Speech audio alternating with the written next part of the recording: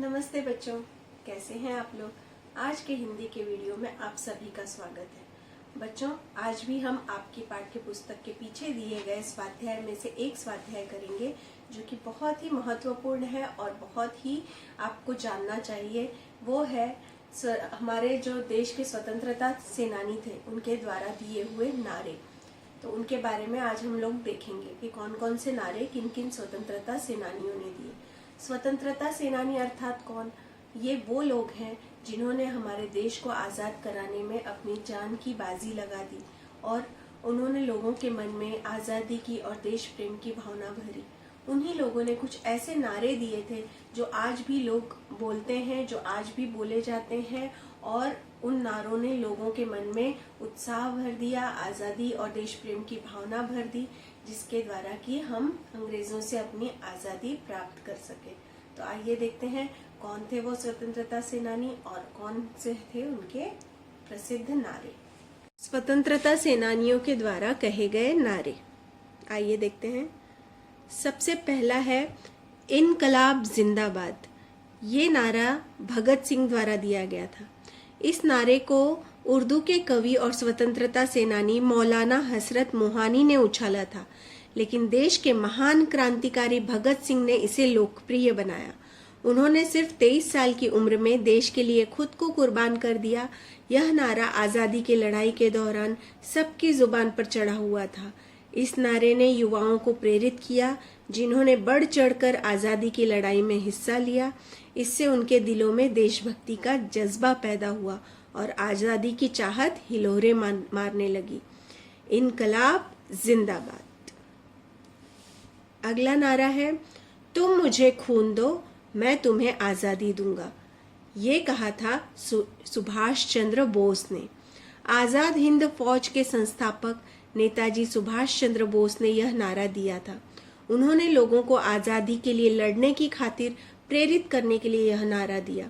उनसे प्रेरित होकर हजारों युवकों ने मातृभूमि के लिए अपनी जिंदगी कुर्बान कर दी। अगला नारा है करो या मरो। यह नारा दिया था महात्मा गांधी ने।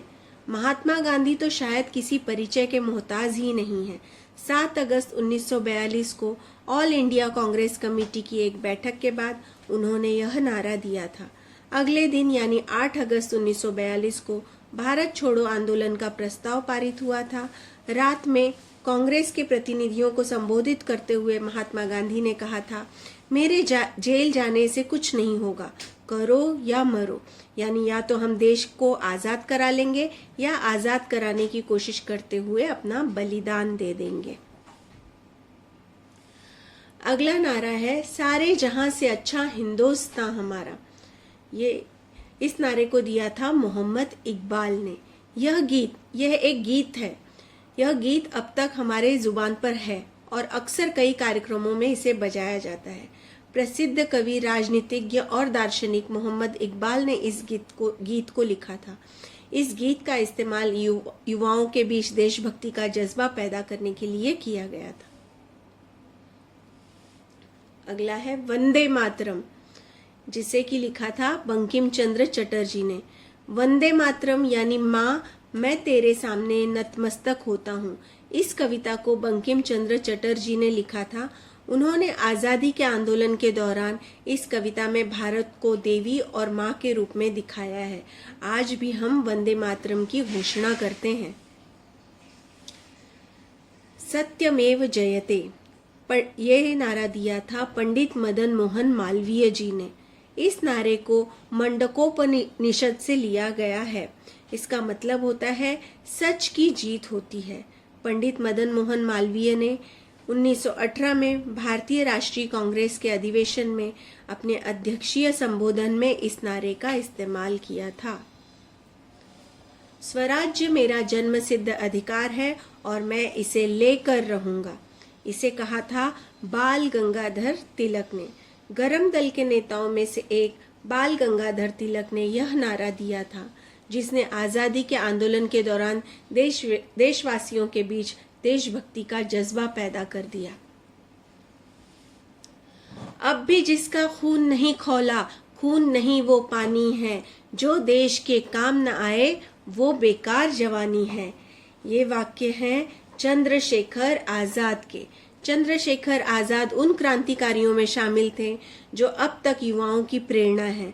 उन्होंने देशभक्ति की भावना को जागृत करने के लिए यह नारा दिया था, सरफरोशी की तमन्ना अब हमारे दिल में है, देखना है जोर कितना बाजुए कातिल में है।